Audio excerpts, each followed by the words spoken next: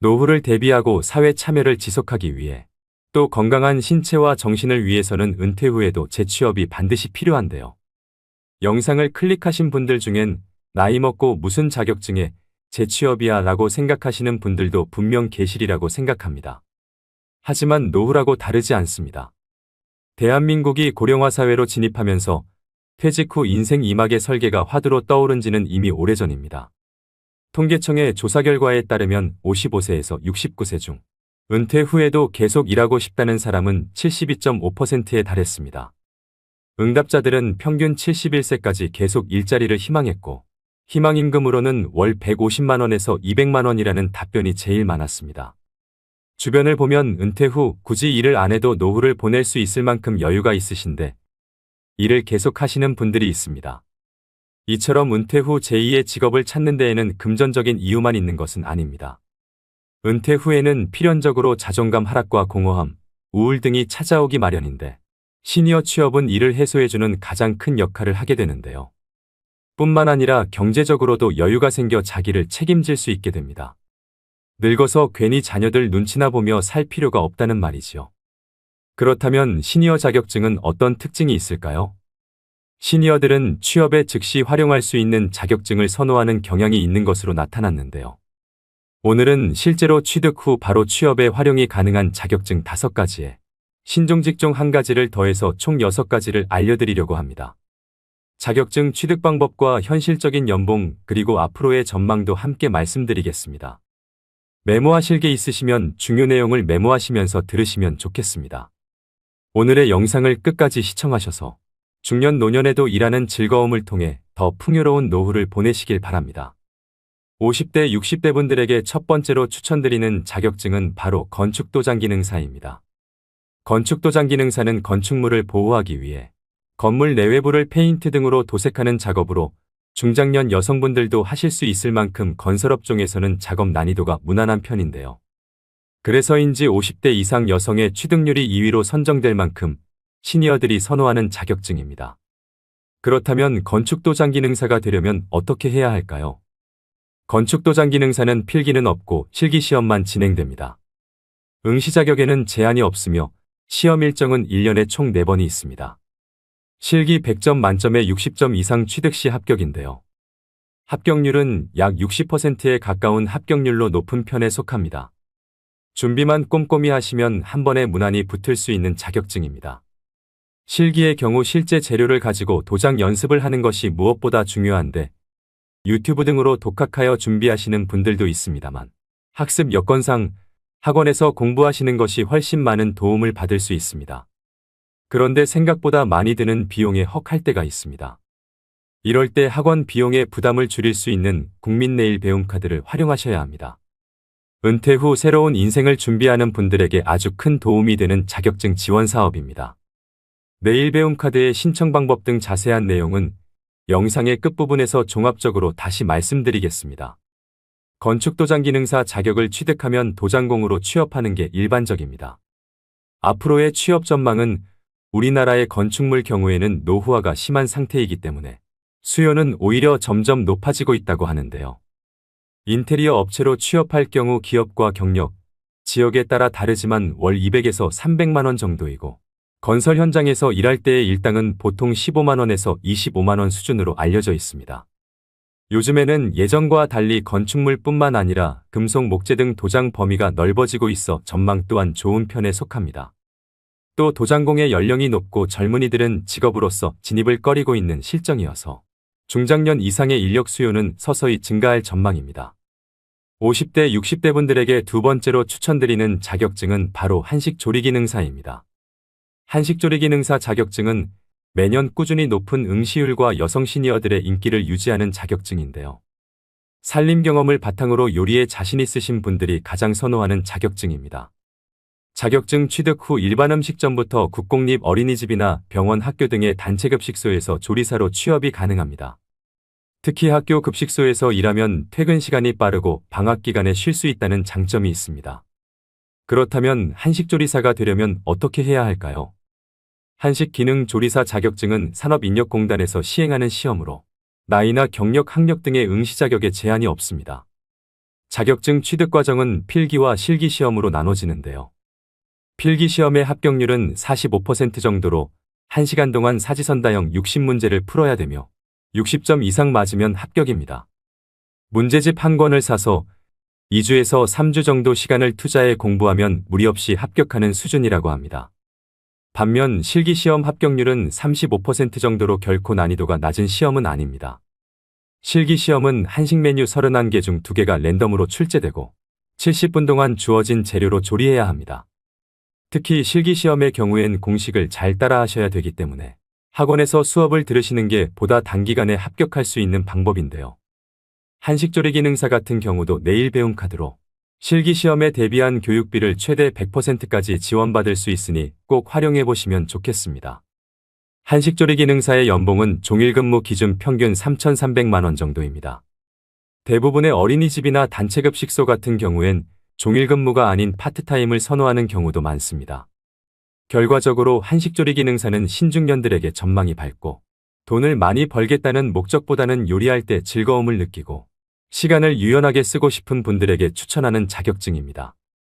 50대, 60대 분들에게 세 번째로 추천드리는 자격증은 바로 떡제조 기능사입니다.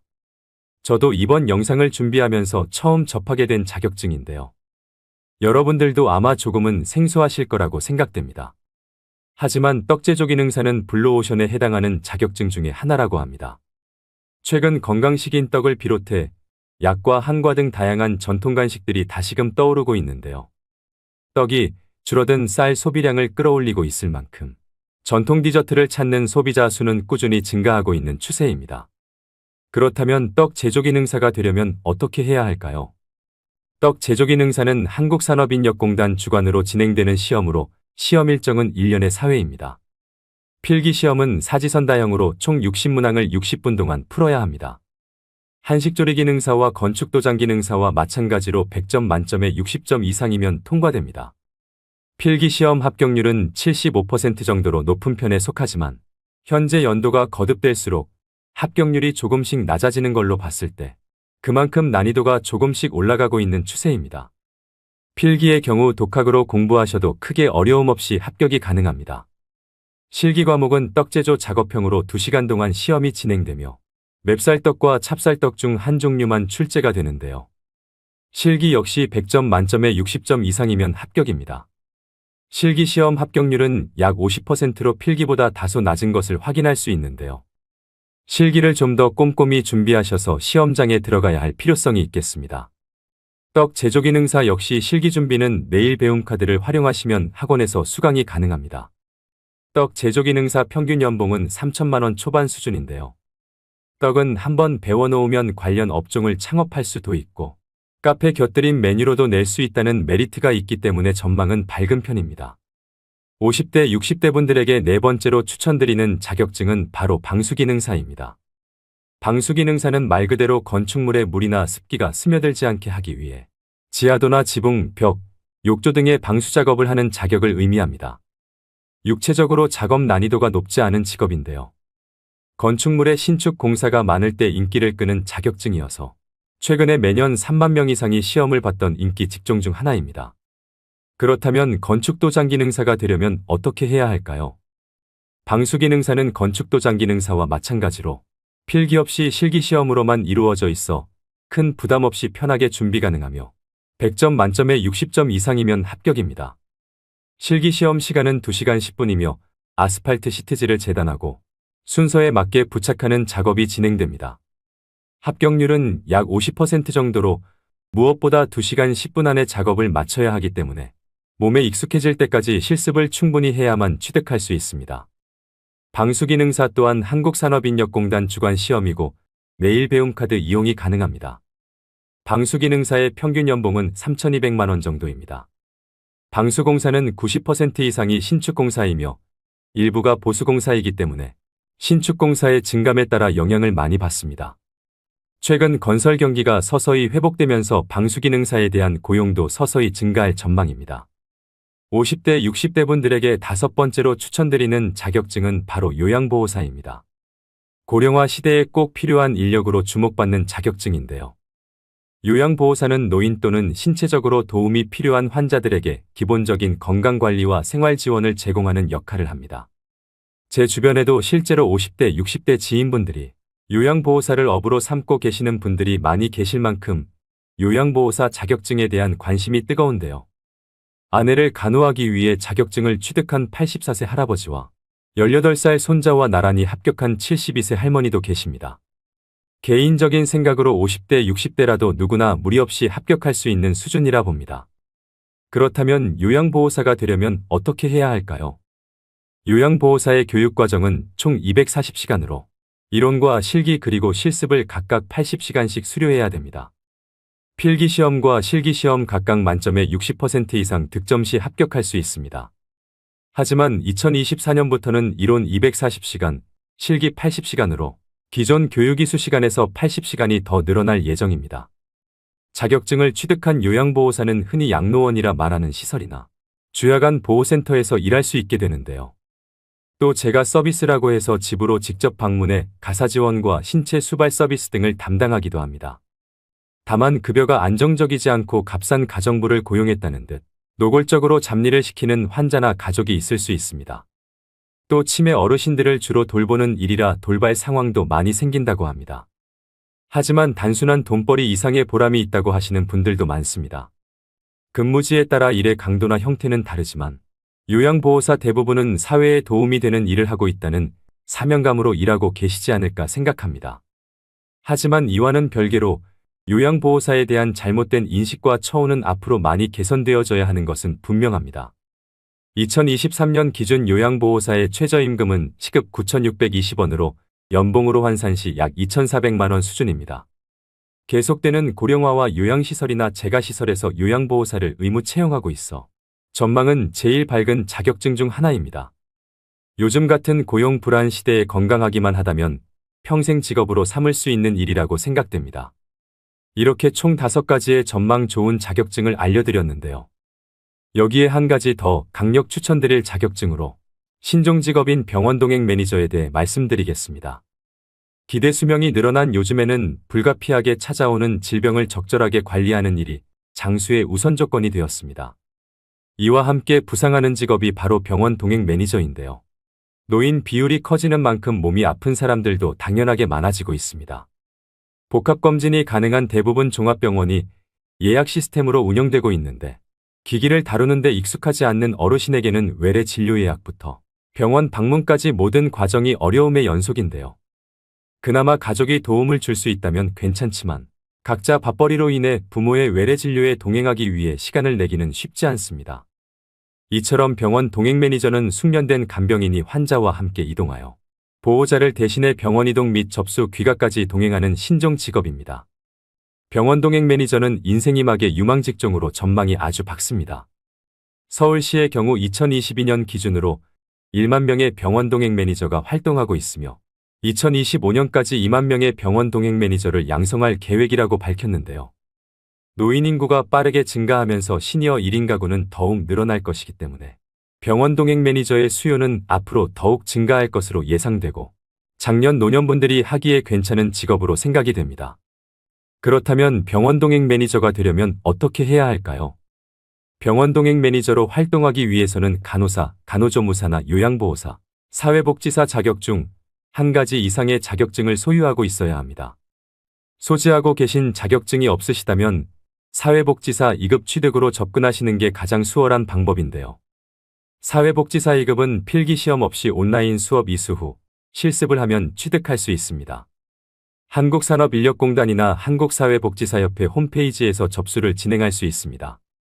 가장 궁금해하실 급여 조건은 지역이나 업무 시간에 따라 다르겠지만 월 최대 240만 원 수입을 낼 수 있습니다. 평균 시급은 2만 원 수준으로 모든 서비스는 기본 2시간 이상 제공되기 때문에 한 번 병원 동행 시 최소 4만 원을 받을 수 있습니다. 근무 시간을 여유롭게 사용할 수 있고 업무 강도도 무난한 편에 속하기 때문에 하루 빨리 자격증을 취득하셔서 제2의 직업으로 삼아보시면 어떨까요? 그렇다면 말씀드린 5가지의 기능사 자격시험은 어디에서 신청할까요? 한국산업인력공단 사이트인 큐넷 사이트에 접속하셔서 원서 접수를 진행하셔야 합니다. 설명드린 자격증마다 말씀드렸다시피 국민배움 체험카드를 100% 활용하셔서 취득하셔야 비용을 최대한 아낄 수 있습니다. 신청 방법은 가까운 고용센터를 방문하시거나 HRD.net 홈페이지를 통해 신청이 가능한데요. 지원 금액은 300만 원이 기본이고 최대 500만 원까지 지원받을 수 있습니다. 지원 범위 내에서 전체 훈련비의 45에서 85%가 국비 지원이 됩니다. 아무래도 어르신들은 컴퓨터로 신청하는 것은 어려움이 있을 수 있기 때문에 언급해드린 자격증 취득에 의사가 있으신 분들이라면 자녀에게 도움을 요청하시거나 그마저도 어렵다면 고용센터에 방문해서 자세한 상담을 받아보시는 것이 좋겠습니다. 오늘의 영상 어떠셨나요? 영상을 보시고 이렇게 말씀하시는 분들도 계실 겁니다. 일이야 계속 하고 싶지요. 하지만 나이 든 사람을 누가 써준답니까? 라고 하시며 일자리를 구할 생각조차 하지 않는 분들도 많을 거라고 생각합니다. 자격증을 취득해도 나이 때문에 일자리를 구하기 힘든 현실이라고도 말씀하십니다. 저는 이 의견이 맞는 말인 것 같기도 하지만 또 틀린 말이기도 한 것 같은데요. 일자리를 구하지 못하는 것은 나이 때문만이 아닙니다. 쉬운 일만 찾거나 이미 지나버린 자신의 전성기만 생각하고 눈높이를 낮춰 일자리를 구하지 않기 때문인 경우가 더 많습니다. 하늘은 스스로 돕는 자를 돕는다고 했습니다. 노후에도 일을 계속하겠다는 의지가 있으시다면 스스로 변하고 일자리를 얻기 위해 노력하셔야 합니다. 내가 과거에 무엇을 했느냐가 아니라 현재 내가 어떤 상황에 있고 앞으로 어떻게 살아갈 것인가를 정확히 인식하는 것이 중요합니다. 노후의 일자리를 위해 명심해야 할 것이 있습니다. 용기 있는 자가 일자리를 얻는다. 두드려라. 그러면 열릴 것이다. 마지막으로 구독자 여러분들이 이미 취득하셨거나 공부 중이신 자격증, 그리고 제2의 직업으로 삼고 계신 일이 있으시면 댓글로 공유해 주시면 감사하겠습니다. 또 궁금하신 질문을 댓글로 남겨주시면 성심성의껏 답변 드리도록 하겠습니다. 오늘도 노후의 지혜와 함께 해주셔서 감사드립니다. 황금빛으로 무르익어가는 여러분의 지혜로운 인생을 언제나 응원합니다. 오늘은 흥미로운 주제에 대해 다뤄볼까 하는데요. 성생활을 젊은이들의 전유물로 생각하는 시대는 지났습니다. 중년 노년기의 건강한 성생활은 활기찬 노후 생활을 영위하는 데 크게 기여한다고 해도 과언이 아닐 텐데요. 일부에서는 20대, 30대도 아니고 시니어가 무슨 성생활이냐고 민망해할 일이라고 치부하기 쉽지만 현실은 평균 수명이 늘어나며 성생활의 연장도 함께 이루어지고 있습니다. 흔히 중년 이후가 되면 성기능이 떨어지고 성에 대한 욕구까지 사라진다고 생각하지만 이는 잘못된 오해인데요. 그렇다면 얼마나 많은 시니어들이 성생활을 즐기고 있을까요? 결론부터 말하자면 60세 이상 노인 10명 중 7명 이상이 해당되며 대한임상노인의학회가 발표한 바에 따르면 60에서 64세는 84.6%, 65에서 79세는 65%가 현재 성생활을 하고 있다는 조사 결과가 나왔고 특히 80대의 36.8%도 성생활을 하고 있다고 응답했습니다. 성에는 정년이 없다고 할 만큼 60대의 절반 이상이 80대 시니어도 30%는 성생활을 하고 있다는 조금은 놀라운 수치이기도 한데요. 이는 중년 노년들이 성생활이 매우 중요하다고 인식하고 있다는 결과이기도 합니다. 오늘은 전문가들의 의견을 바탕으로 노년의 성생활에 관해서 여러분들과 이야기를 나눠보려고 합니다. 대부분의 시니어분들은 이 주제에 대해 공감하는 부분이 많을 것으로 생각되는데요. 나이가 들면 아무래도 신체적 노화로 젊었을 때보다 성기능 역시 힘이 빠지는 것은 사실입니다. 심리적으로 위축되다 보니 정상적인 성생활이 힘든 경우도 많습니다. 그렇다 보니 확인되지 않은 약물이나 무분별한 성기구 등을 찾기도 하고요. 성생활을 하는 노인 중 발기부전 치료제를 구매한 노인은 60%가 넘지만 그 중에서 20% 이상은 무허가 제품을 구매하여 혈압 상승, 안면 홍조 등의 부작용을 경험한 것으로 나타났습니다. 젊어서는 콜라텍에서 밤새 놀아도 다음날 멀쩡하게 일어나서 출근도 하고 100m도 전력 질주할 수 있었지만 나이가 들면 마음처럼 체력이 따라주질 않는데요. 노후의 성생활도 마찬가지입니다. 건강한 성생활을 위해서는 가장 먼저 우리 몸의 변화를 인식해야 됩니다. 일반적으로 50대 이후에는 그 시기에는 차이가 있지만 남녀 모두 갱년기를 겪으면서 노화가 시작됩니다. 이때 성적 위축이나 자신감이 결여되기 쉬운데 이를 인정하고 적극적으로 받아들이는 자세가 첫 번째로 필요합니다. 젊어서처럼 자주 또 오래 유지하기 힘들다는 사실을 받아들이고 현재 상황에서 현명한 관계를 위한 방법을 찾으셔야 합니다. 젊었을 때나 신혼 때는 서로 눈만 마주쳐도 바로 불이 붙으셨을 텐데요. 나이가 들고 중년이 넘어가면서부터는 웬만하면 뭘 하더라도 반응이 없습니다. 세월이 가면서 삶에 대한 스트레스와 호르몬이 감소하기 때문에 일어나는 자연스러운 현상이죠. 그렇다면 어떻게 하면 노후의 성생활을 만족스럽게 유지할 수 있을까요?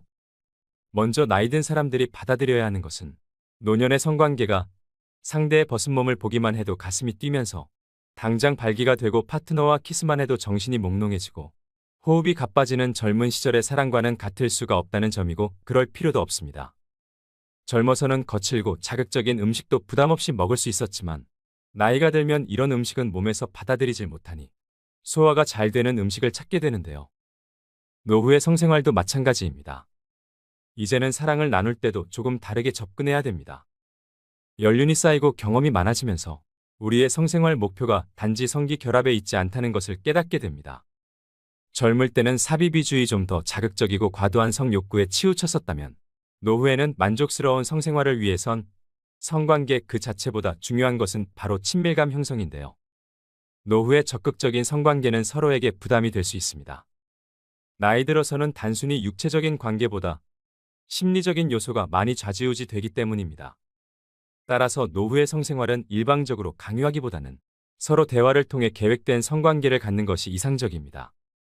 또 노년의 성관계는 아무래도 감각이 점점 둔해지고 아내와 남편에게 많이 익숙해져 있기 때문에 변화를 주고 색다른 자극을 만들어 보는 것도 필요한데요. 익숙한 애무 방식에서 벗어나 안전한 섹스토이를 함께 사용하고 때로는 에로 영화를 함께 보는 것도 크게 도움이 됩니다. 전에 하지 않던 야한 농담도 상대가 불쾌해하지만 않는다면 새로운 자극이 될 수 있습니다. 그동안 전혀 가보지 않았던 모텔을 이용해본 노년의 부부들이 꽤 만족해하는 건 그 때문인데요. 중년 노년기 남성과 여성 모두 성관계를 갖기까지 시간이 전보다 오래 걸릴 수 있기 때문에 포옹과 키스 그리고 관계 중에 솔직한 느낌 공유 등으로 정서적인 자극이 필요합니다. 이렇게 그간 해보지 않았던 낯선 자극을 준비하기도 하고 편안한 익숙함을 주고받으면서 사랑을 나눌 수 있는 건 젊은 커플이 누리지 못하는 오래된 부부만의 강점이기도 합니다. 얼마 전 동네 아주머니에게 성욕 많은 남편 때문에 힘들다고 하소연하는 걸 들었습니다. 틈만 나면 몸을 더듬거나 잦은 관계 요구와 자극적인 성관계로 스트레스를 받고 있는데 어떻게 고민을 해결해야 할지 모르겠다고 푸념을 하시더라고요. 수명이 늘어남에 따라 신체적으로 건강한 시니어들이 늘어나다 보니 남성 중심적인 성관계만을 요구하는 경우도 많이 볼 수 있는데요. 이런 과도한 요구를 하면 자신을 단순히 욕정을 풀기 위한 대상으로만 생각하나라는 찝찝한 기분이 들기도 합니다. 노년의 신체 변화에 대한 서로의 이해가 부족하면 이런 문제가 발생할 수도 있습니다. 이 문제를 해결하기 위해서는 먼저 남편들은 아내의 몸에 대한 이해가 필요하다고 생각됩니다. 여성은 갱년기가 되면 폐경을 경험하면서 여성 호르몬인 에스트로겐과 프로게스테론이 저하되게 되는데요. 이런 신체 변화를 단기간에 경험하기 때문에 갱년기 이후의 신체적, 정신적으로 큰 혼란을 겪게 됩니다. 특히 여성 호르몬의 결핍으로 인한 질건조감과 성교통, 반복적인 지렴 등의 신체적인 변화는 부부관계를 기피하게 하고 성욕저하를 유발하는 원인이 되기도 합니다. 또 폐경 이후 여성의 몸에 대한 오해 중 하나는 폐경이 되면 여성의 성기능이 끝났다고 생각하는 것인데요. 이것은 잘못된 생각이고 폐경 이후에도 개인차는 있겠지만 주변에서만 봐도 활발하게 부부간의 성생활을 즐기시는 분들이 많습니다. 그렇기 때문에 남편분들은 무조건적인 요구보다는 호르몬의 변화로 달라진 아내의 성적 흥분을 어떻게 불러일으킬 수 있을지 고민하는 것이 우선이 되어야 합니다. 마찬가지로 아내도 남편을 이해할 필요가 있는데요. 여성들은 남편이 젊어서처럼 발기가 잘 이루어지지 않으니 성욕도 없을 거라고 생각하는 경향이 있습니다. 하지만 남성은 여성과 달리 고령이라 할지라도 생식 능력이 완전히 없어지지 않습니다. 남자는 숟가락 들 힘만 있으면 가능하다는 말도 있지요. 남성 노인의 약 70%가 정상 성인과 비슷한 수치의 성욕 호르몬인 테스토스테론을 갖고 있다는 연구 결과가 있을 만큼 이는 시니어 남성들 역시 젊은이들과 비슷한 성욕을 가지고 있으며 성생활을 얼마든지 즐길 수 있다는 것을 반증하는 결과이기도 합니다. 그렇기 때문에 남편의 욕구를 늙어서 주책이라고 생각하고 무시한다면 남편은 남성으로서의 존재감이 부정당하는 느낌이라 자신감을 잃고 우울감에 빠지게 될 텐데요. 이처럼 서로의 신체 변화를 이해하고 배려할 때 더 만족스러운 성생활을 유지할 수 있게 됩니다. 그렇다면 노년의 성생활이 건강에 좋은 이유는 무엇일까요? 첫 번째로 성관계는 뇌 기능을 향상시켜 줌으로써 치매 예방에 효과적입니다. 60세 이상 7,000명을 대상으로 조사한 결과 성생활을 정기적으로 하는 사람은 단어 회상 능력 등 뇌기능이 최대 23%까지 향상된 것으로 나타났는데요. 뇌기능 향상은 치매 예방뿐 아니라 노화와 건망증 진행을 억제합니다. 두 번째는 심혈관 질환을 예방합니다. 성생활은 세포 내 산소량을 늘려 혈관을 건강하게 유지되도록 합니다. 세 번째는 노후의 우울감이 개선됩니다.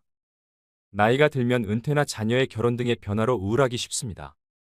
규칙적인 성생활은 뇌에 엔돌핀을 분비해 정서적 안정감을 얻을 수 있어서 우울감 개선에 큰 도움이 됩니다. 네 번째는 전립선 질환을 예방합니다.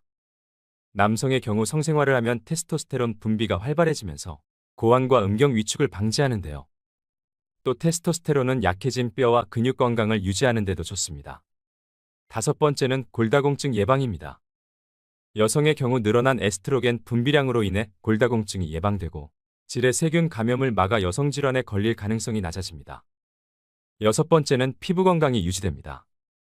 성생활로 인해 분비되는 성호르몬은 피부 건강에도 도움을 줄 수 있는데요.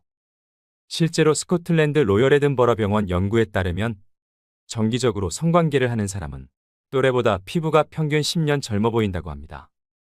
마지막으로 일곱 번째는 남성 발기부전을 예방합니다. 규칙적인 성생활은 정상적인 발기를 유지하는 데 도움이 됩니다. 이처럼 건강한 성생활은 노후의 신체적 정신적 건강 모두 챙길 수 있는데요. 이렇게 좋은 걸 나이 들었다는 이유만으로 포기할 순 없겠죠. 그리고 노년의 성행위는 흔히 복상사라고 하는 심장마비를 일으킬 위험이 있다고 믿는 사람들이 있는데요. 연구에 의하면 성생활로 인한 복상사의 위험이 가장 높은 사람은 심장병 환자가 아니라 익숙하지 않은 환경에서 자신보다 더 젊은 여성과 혼의 정사를 갖는 남성들이라고 합니다. 일제강점기 시절 조선 기생이 자신을 찾는 손님들마다 연쇄복상사를 시켜 죽음을 당했다는 일화도 있는데요. 한마디로 주체할 수 없는 흥분 때문에 발생할 수 있는 일인데 오래된 부부나 연인 사이에 웬만해선 이런 자극은 일어날 일이 없다고 생각합니다. 성에 대한 욕구는 젊었을 때와 다름없지만 나이가 들수록 이를 꾸준히 유지하는 데 어려움이 있는 것은 부정할 수 없는데요. 그렇다면 노후의 성생활을 가로막는 가장 큰 문제는 어떤 것일까요? 남성의 경우에는 활발한 성생활에 대한 욕구가 있지만 이를 해결하지 못해 고민하는 시니어 남성들이 있습니다. 원활한 성생활을 할 수 없는 이유로 꼽는 것이 발기부전인데요. 이런 경우 흔히 남성 갱년기를 탓하지만 대부분의 경우 혈관 이상에 있다고 합니다. 당뇨나 남성 호르몬이 부족해지는 전립선 질환에 그 원인이 있다고 하는데요. 전문의는 100세 시대가 되면서부터 혈관성 발기부전은 먹는 약 등의 다양한 방법으로 해결할 수 있다고 합니다. 전문가들의 경험에 따르면 발기부전 치료제를 사용해 완전히 발기가 된 경험을 가진 사람 중에서는 심지어 약을 복용하지 않아도 정상적으로 발기가 된다고 합니다. 여성의 경우 위에서 언급드렸다시피 폐경기를 겪게 되면 여성 호르몬의 수치가 낮아져 성관계에 어려움이 생길 수 있는데요. 제일 큰 문제점으로는 질의 윤활액 분비가 줄어들어 질 건조증이 심해져 성교통으로 인해 고통이 따른다고 합니다. 하지만 질 윤활제나 질 내에 여성 호르몬을 투입해 정상적인 성생활이 가능하다고 하는데요. 이 방법은 오히려 방광염을 예방할 수 있고 질 건강에 도움이 됩니다. 특히 질 윤활제는 성생활을 방해하는 주요 원인의 해결책으로 충분하게 사용함으로써 많은 긍정적인 효과를 볼 수 있기 때문에 전문가들은 적극 권고한다고 말합니다. 이와 같이 노년의 성관계에 있어서 크게 나타나는 문제는 남성은 발기부전, 여성은 질건조증인데요. 말씀드린 방법처럼 약물이나 윤활제 사용 등으로 간단하게 해결이 가능한 부분이니 망설이지 마시고 해결책을 찾아 나서야 됩니다. 이처럼 물리적인 치료 외에 또 어떤 노력이 필요할까요? 노후의 건강한 성생활을 위해서는 남녀 모두 꾸준히 운동을 하는 것이 좋은데요. 특히 걷기와 달리기 같은 유산소 운동을 꾸준히 하면 성기능 장애를 예방하는 효과가 있습니다. 또한 항문을 조이는 케겔 운동은 성감을 높여주는 효과가 있을 뿐 아니라 골반 근육 강화에 효과적이어서 요실금을 예방할 수 있습니다.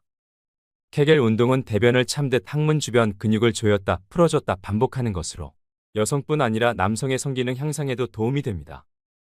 이처럼 노화로 인한 변화를 잘 이해하고 해결방법을 적용한다면 더 행복하고 활기찬 노후를 보내실 수 있습니다. 오늘의 영상 어떠셨나요? 갱년기를 거치면서 몸과 마음이 허약해지는 노년기이지만 성생활을 얼마든지 즐길 수 있고 성생활을 통해 삶의 활력뿐 아니라 젊음까지 되찾을 수 있는데요. 성생활을 즐기는 시니어들을 주책으로 치부하는 잘못된 인식들이 시니어들의 생활에 영향을 미칠 뿐 아니라 그들의 삶의 질 문제로까지 이어지게 됩니다. 또 부부간의 성생활 문제에 정답은 없습니다. 부부가 서로 좋으면 자주 할 수도 있고 서로 원하지 않으면 10년 동안 또는 평생 하지 않아도 문제가 되지 않겠죠.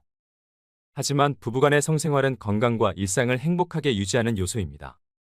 또 너무 과도하면 건강에 무리가 가겠지만 적당한 정도에서의 성생활은 분명히 노년에 큰 시너지가 될 것입니다. 미국의 배우인 존 베리모어는 성생활에 관해 이렇게 말했다고 하는데요. 아주 적은 양의 시간만을 차지하는데 엄청나게 많은 양의 곤란함을 야기시키는 것. 그만큼 만족스러운 성생활을 위해서는 서로의 노력과 배려가 필요하다는 의미이겠지요. 여러분들은 모두 당당한 노후의 성생활을 누리시길 소망합니다. 오늘도 노후의 지혜와 함께 해주셔서 감사드립니다. 황금빛으로 무르익어가는 여러분의 지혜로운 인생을 언제나 응원합니다.